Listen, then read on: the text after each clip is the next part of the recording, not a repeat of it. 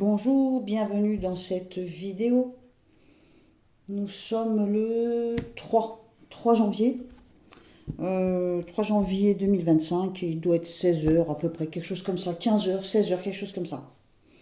Donc j'ai pas trouvé de sujet à développer. Alors il y en a plein, mais il y en a tellement qu'ils sont tous développés et moi ça me sature. Donc j'ai pas trouvé de sujet à développer en particulier qui m'intéresse. Euh, je suis, comme tout le monde, bombardée de vidéos sur mes pages d'accueil, hein, que ce soit TikTok ou YouTube. Je suis bombardée de vidéos qui concernent le drame du restaurant en Suisse.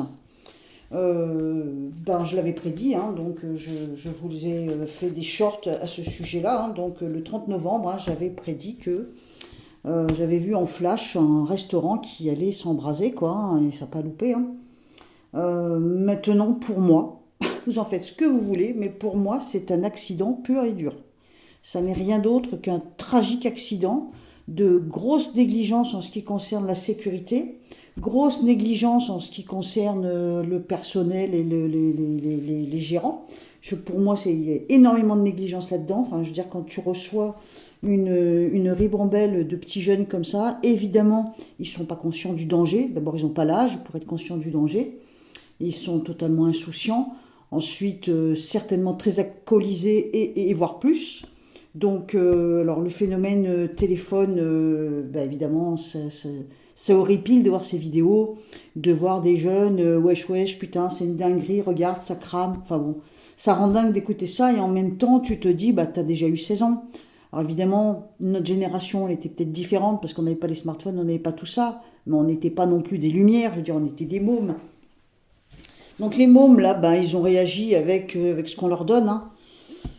Ma foi, c'est pas de leur faute de toute façon. C'est pas, ils sont victimes, ils sont pas responsables ni coupables de rien.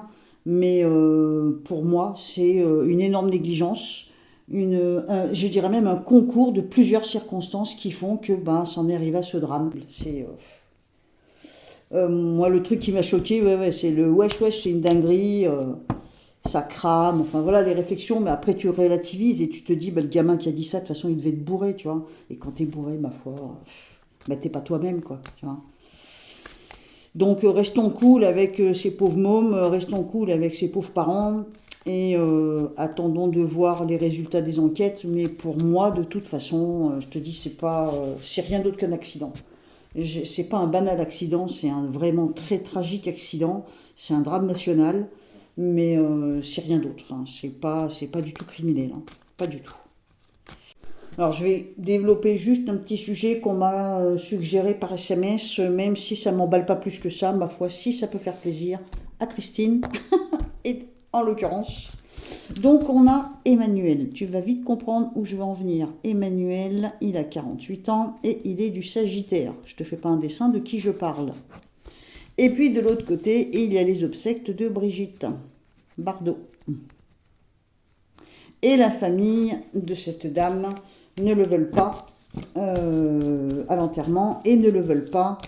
Je ne sais plus d'ailleurs pourquoi ils ne le veulent pas. Ils veulent pas, je crois, qu'il fasse un hommage national. Donc ce que je voudrais voir, c'est l'état d'esprit d'Emmanuel face à l'enterrement de Brigitte Bardot. Donc en tant qu'Emmanuel, Emmanuel en tant que président, qu'est-ce qu'il compte faire, voilà.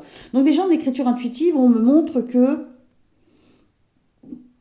l'entourage qui touche Brigitte Bardot fuit cet homme. Hein. Donc on voit vraiment en écriture intuitive vraiment un aspect par la main, je te tourne le dos, tu m'intéresses pas. Donc eux vis-à-vis de lui.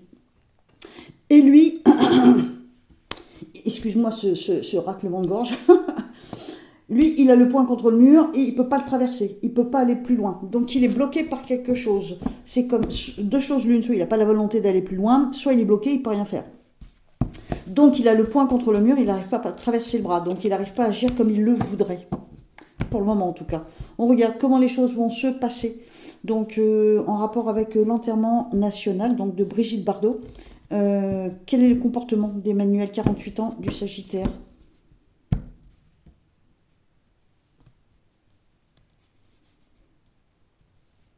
Je pense que soit il va prendre la parole, ou soit il va faire prendre la parole à quelqu'un, peut-être à une femme. Il a bien envie de siffler, de dire, de toute façon, c'est moi qui contrôle, je fais ce que je veux. J'ai l'impression qu'éventuellement, peut-être qu'il peut laisser le relais à une femme. Il va quand même pas faire parler sa femme. Ça serait le comble. À moins qu'il donne la parole à une femme, je sais pas, c'est bizarre. À moins qu'il parle de la femme, donc de la femme Brigitte Bardot. Ah, il pourrait bien prendre la parole. Hein. Alors, attends, donc, qu'est-ce qu'on a?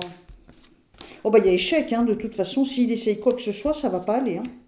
Non, je pense pas qu'il aille... non, non, non, non. Donc, c'est l'intention que j'avais au début. Donc, c'est l'intention de faire quelque chose. Et après, on me montre qu'il se dirige ailleurs. Parce que là, le chemin est étroit. Et il est conscient qu'il peut rien faire. La situation est bloquée. Alors, on me dit qu'il crée une surprise. Mais je sais pas à quel niveau. Mais c'est en rapport avec ça. Hein. Peut-être qu'il va en parler à un autre moment ou ailleurs. Mais je ne pense pas que ce soit au moment de l'enterrement et sur les lieux de l'enterrement. Mais il a bien envie quand même de dire ou de faire dire quelque chose, mais peut-être par sa femme. Va savoir. Comment elle s'appelle, elle, Louis-Brigitte?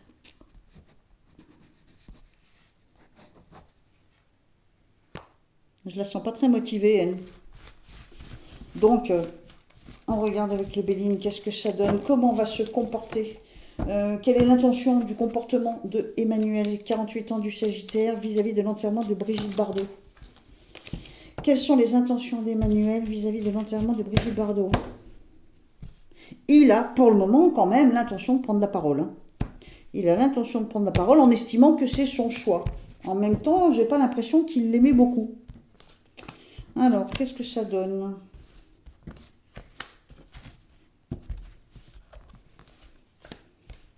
Il a envie de paraître, mais il n'est pas sûr que ça fonctionne.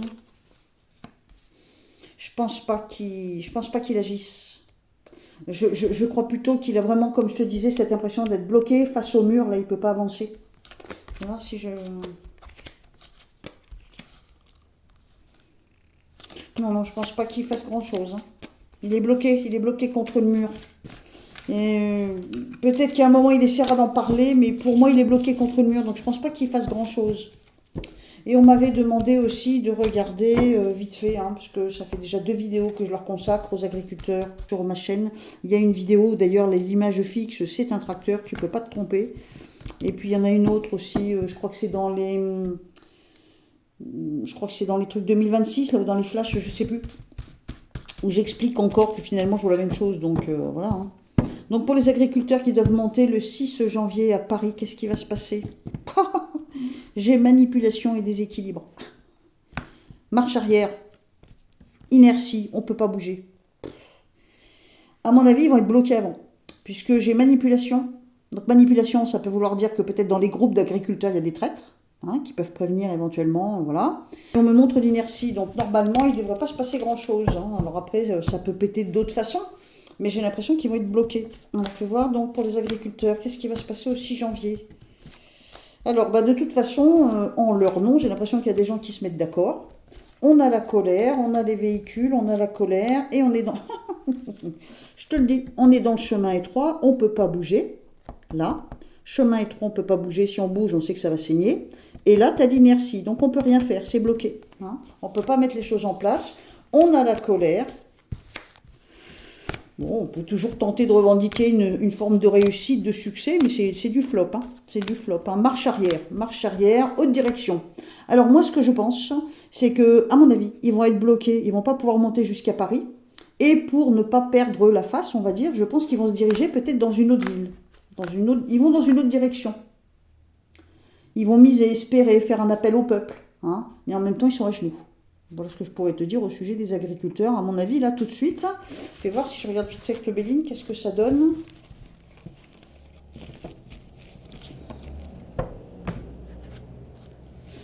Alors, donc, comment ça va se passer pour les agriculteurs qui ont décidé, qui ont décrété de monter à Paris le 6 janvier 2026? Est-ce que ça va avoir lieu? Est-ce que ça va bien se passer? Est-ce que... Alors, donc, pour moi, il y a un traître. Donc, je pense qu'il y a peut-être des gens... Parmi leur groupe, il y a peut-être des gens, comment dirais-je, dans le regroupement des agriculteurs, je pense qu'il y a des traîtres, un traître ou des traîtres. Hein. On me dit que la situation est plus ou moins stérile, on se déplace, mais on va pas. Moi, je pense qu'on va pas atteindre l'objectif. Voir si je développe un petit peu, qu'est-ce que ça donne. Alors, donc, bon, les choses s'écroulent. Ça tient pas la route. Pour moi, ça tient pas la route, les choses s'écroulent. On va essayer de garder la face. On va essayer de garder la face. On va ailleurs. À mon avis, ils vont aller ailleurs. Donc, si ça se trouve, ils vont faire un certain trajet, un certain nombre de kilomètres pour monter là-haut. Arriver à un endroit, à mon avis, ils vont être bloqués. Et ils vont certainement bifurquer ailleurs parce qu'ils n'auront pas le choix. Ils ne pourront pas aller sur Paris. Moi, à mon avis, ils sont bloqués. Ils sont bloqués. Il y a certainement une nouvelle direction qui va être prise, un nouveau projet qui va être pris, mis en place dans le sens, bon, bah ok, on ne peut pas aller à Paris, on va aller à tel ou tel endroit. À mon avis, ça reste quand même un flop. Hein. Non, mais de toute façon, ils sont têtus aussi, j'ai l'impression quand même. Hein. J'ai écouté d'autres vidéos, enfin... Ils vont ailleurs. Pour moi, ils vont ailleurs. Ils se dirigent ailleurs. Ils visent autre chose. Hein, ils visent autre chose. Ils visent pas autre chose dans le sens de s'en sortir. Après, je pense qu'ils n'ont pas tous les mêmes idées. T'en as, ils vont là-bas pour sortir du Mercosur, enfin pour l'éviter. T'en as d'autres, ils veulent aller là-bas juste pour réclamer les vaccins. T'en as d'autres qui vont là-bas pour être libérés de toute cette emprise. Je pense qu'ils ne sont pas tous d'accord, ils ne sont pas tous sur la même longueur d'onde. Je pense qu'il n'y a pas vraiment de chef et leurs leaders sont surtout dans l'idée du buzz. Je pense qu'ils sont très mal guidés. À mon avis, ils sont très mal guidés. Et puis, à force de faire des tentatives comme ça, ils perdent en crédibilité.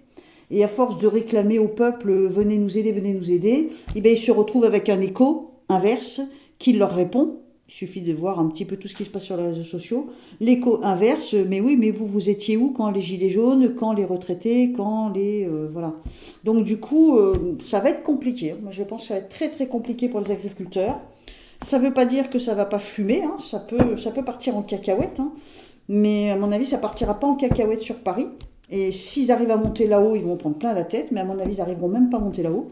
Et par contre, oui, effectivement, s'ils n'arrivent pas à monter là-haut, ils vont faire des petits barrages à droite à gauche et c'est juste le peuple qui va être embêté. Mais ça ne dérangera absolument pas le pouvoir. Donc c'est ça qui m'embête, moi. Après, chacun voit midi à sa porte. Voilà, c'était la petite vidéo du début de semaine. Je te fais des gros bisous, je te dis à bientôt. Je te propose qu'on se retrouve dans les commentaires. Autant que j'ai du temps, je réponds. Et sinon, je te mets un petit cœur pour te dire que malgré tout, j'ai quand même pris le temps de te lire. Bisous, à bientôt, bye bye.